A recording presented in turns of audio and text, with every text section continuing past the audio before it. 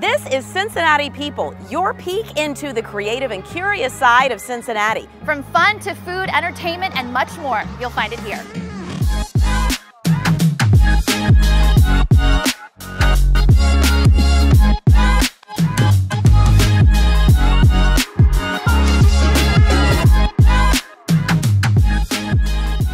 Hey there guys, welcome back to another episode of Cincinnati People. We are taking you out and around the tri-state as you head into your 4th of July weekend. We're also talking about a lot of summer fun. 4th of July though, right around the corner, our Catherine Nero introduces you to everything you need to know. Fireworks and the parades, where you're gonna get the best candy, all of that. Here she is. Have I always thought it was just a little bit strange that the city of Cincinnati doesn't have one centralized big fireworks show on the 4th of July? Absolutely. But on the bright side, what that means is that there are lots of different ways that you can celebrate Independence Day. Red, White, and Blue Ash is on the 4th, and in addition to a huge fireworks show, you can hear Blessed Union of Souls and Gavin DeGraw before the big boom. Washington Park hosts 4th of July from 4 to 10 on Monday with fireworks around 9:15. In Middletown, Smith Park is hosting events on Sunday the 3rd from 4 to 11 with fireworks to end the day. Loveland has fun all over the city, including a parade, lawn games, a concert, and fireworks throughout the day on the 4th. Florence will celebrate with fireworks on Sunday the 3rd at 10 p.m. And of course, there are parades happening all over town and all weekend long. Fort Thomas's is on Saturday the 2nd, and then on the 4th, Sailor Park has a bike parade at 10 a.m. And then, of course, the famous North Side 4th Parade is at noon. Happy Independence Day.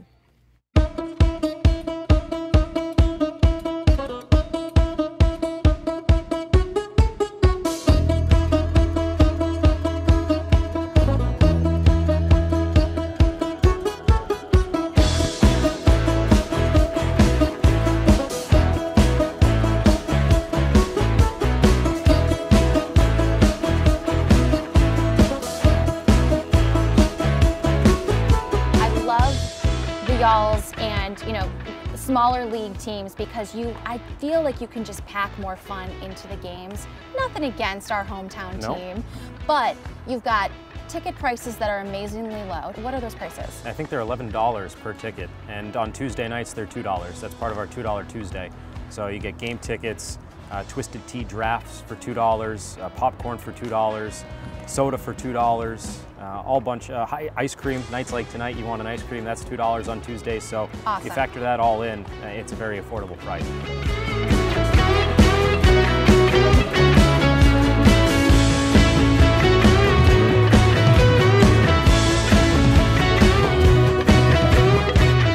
And a simple statement, why should someone come out to a Y'alls game? It's fun.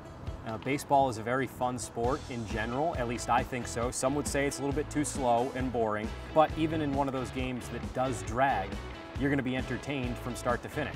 On-field promotions, on top of the dugout promotions, a whole bunch of kind of stuff that it's going to be just fun for family and friends and couples, whatever it might be.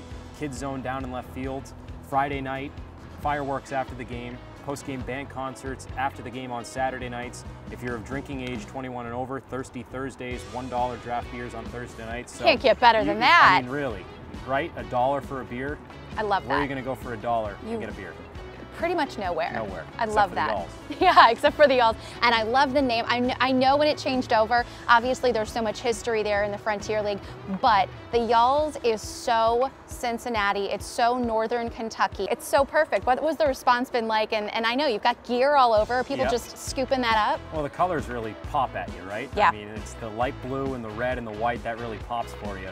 But no, it's been fantastic. The response has been great. There are still some people that only know us as the Freedom, and that's just kind of, like you said, weeding out that tradition. And of course, we love our tradition with the Freedom, had a lot of success when we were the Freedom, and that was kind of our start. The organization originated in Pennsylvania and then came here to Northern Kentucky, became the Freedom, had a lot of good years as the Freedom, but like a lot of minor league teams around the country, a lot of those affiliated teams, they have started to rebrand, and the Y'alls kind of saw the writing on the wall that, hey, if we need to stay relevant, we need to kind of change it up a little bit here and find a way to re-engage our fans a little bit, and the response has been fantastic. The merchandise sales have been through the roof.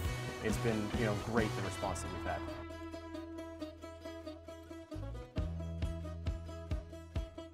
you best believe that when the team is at home, it's going to be a fun, family-friendly, affordable atmosphere that anyone can enjoy. And you guys know just as much as I do how hot and steamy it can get in Cincinnati and the tri-state area in the summer months, even going into early fall. So we've got a good list for you on the best places to cool off, including right here at Smale Park. Well, there are plenty of ways to stay cool out and around the tri-state this summer, even though only 8 CRC pools in the city of Cincinnati are open. That's due to a lifeguard shortage. But in addition to that, you also have 9 splash pads to use at your leisure, and you do not have to pay any entrance fees for that. Entrance fees for those pools, by the way, only a couple dollars a day.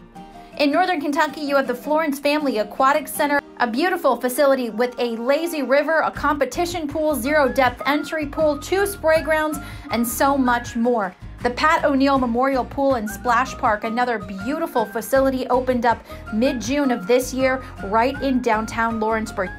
In addition to all of that, Great Parks of Hamilton County reopened its wet playgrounds for the season, and that started Memorial Day weekend. They have multiple new safety improvements in place at each site, and Parky's Wetland Adventure in Woodland Mound and Parky's Ark in Winton Woods.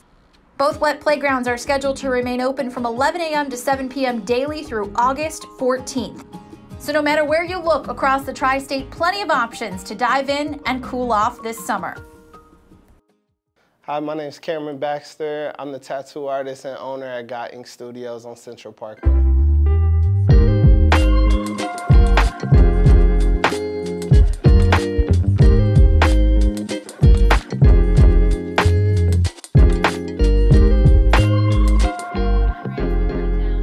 Yeah, so I was born and raised in College Hill, so I'm, north of Cincinnati downtown, but I'm born and raised here. I went to school at North College Hill High School, and I've been in the area of tattooing here for about 10 years, so I've definitely, familiar with everything Cincinnati. I'm born and raised here, so. Man, my first tattoo I got when I was 14 years old. It was on my arm, it was from my mother. I was young, but it was definitely something where I knew that I was interested in that field. And art for me is something that's always been a backbone, something that I've always had, but I never knew I could, pursue it into a professional manner like this, so it's pretty cool. In and around Cincinnati, absolutely. I've been doing this for a long time, so many, pro athletes, college athletes locally, a lot of entrepreneurs and other owners here in the city of Cincinnati, and just everybody. I've been doing this for so long, so I feel like I'm connected to everybody somehow. What I love about tattooing is that I get to meet so many different people, everybody from different walks of life. I mean, I feel like if I need someone who does landscaping, or I need somebody to build me a house or anything, I know somebody that does everything, so many people are getting tattoos nowadays. I just feel like I'm meeting so many people that have opened up doors for me, beyond. So, I mean, tattooing is, in a sense, a gift that's been given to me that's, it's getting me through life and, giving me all types of new opportunities. So I love tattoo for that reason. My favorite tattoo that I've ever done, I just recently worked on a back piece that was pretty good. This girl let me, work on a back piece for her for about 4 sessions, 4 big sessions. So it's pretty nice to have somebody give you that kind of freedom, and trust you like that too. So I was very happy with that piece. So, yeah. My favorite thing about Cincinnati, that's a good question because I love so many things. I mean, from the food, I love, our city and the parks that we have. I love all the landscaping that we have. I just think it's a beautiful city to look at. The appearance of our city, when you cross that bridge and you're coming in from the airport because you've been out of town for a week or 2 weeks, and you see our skyline, that's what I love about Cincinnati, the beauty of it. It truly is the Queen City of the Midwest, and that's why I think the mural is going to be so important, to have such a piece like that, like a representation that we are the Queen City. So that's something I love, the beauty of the city. So.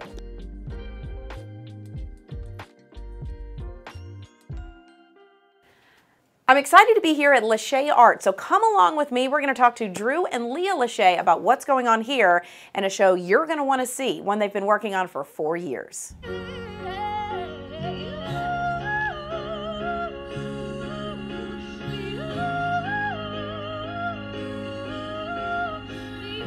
Yeah, we really feel strongly that everyone is welcome in this space. All artists, all walks of life, and also just kind of like creating a space where they feel safe to explore. I always say this in class like every night. I'm like, up your failure rate, which a good friend of ours said years ago. It's important. It's important to feel safe in this space so that when you get out in the real world, you know what works and what doesn't, whether you're going to the arts or not. We have kids that have graduated from our program, gone on to conservatory programs, and now are working in the field. We have people that are actually on Broadway. We have people that are out touring, doing technical theater. We have people that are focusing on songwriting. We have people that are teachers. So our kids, our students. They are our kids. Yes, but it can get kind of confusing. We have 2 biological children, and then we have about like 1,000 other a kids. bunch of other kids. You know, it's more about giving them permission to follow their dreams wherever their dreams are. It doesn't have to be being on Broadway. It doesn't have to be in the arts. It has to be following their heart and giving them permission to follow their heart, giving them permission to challenge themselves, to fail, to think outside the box. And that's what the arts really does. It teaches you the discipline. It gives you that ability to not just think, oh, I got an A on this test. It allows you to kind of broaden your idea of what success is.